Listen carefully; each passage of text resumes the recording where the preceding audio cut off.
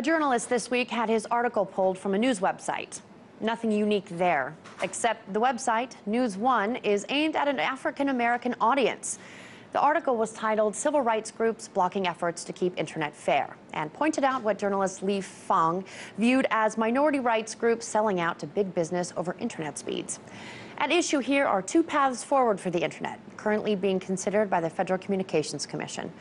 Either reclassify it to resemble a public utility with equal access and rates for use, or create different lanes of speed and prices assigned accordingly, something telecom companies really want. Now, just before the closing of the public comment period, several well-known minority rights groups sent a letter to the FCC, claiming that if the commission chooses to regulate internet service providers like utilities, consumers will bear the costs, and communities of color will suffer disproportionately through diminished infrastructure investments and a weakened climate for innovation. In the letter, the groups expressed their support for different pricing for different internet speeds.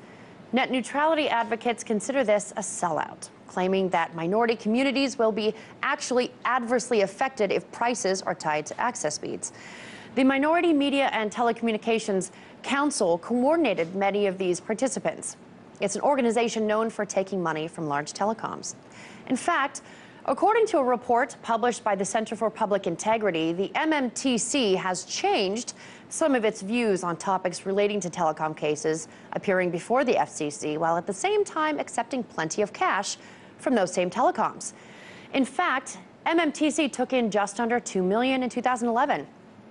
Of that, $1.7 million was derived from sponsorships, donations, and fees from companies, lobbyists, lawyers, and religious broadcasters with interests before the FCC. This is according to an IRS filing. Now back to the article.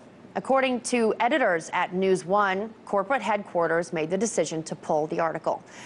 An important side note here, News One is owned by Radio One, which is in a business partnership with Comcast. MMTC President David Honig admitted to Fang that he himself reached out to News One regarding the report, claiming that no other reputable minority rights group supports internet reclassification, and pointed out that while the journalist, what he wrote, displayed what he called the divide and conquer tactics used for decades to undermine the civil rights movement.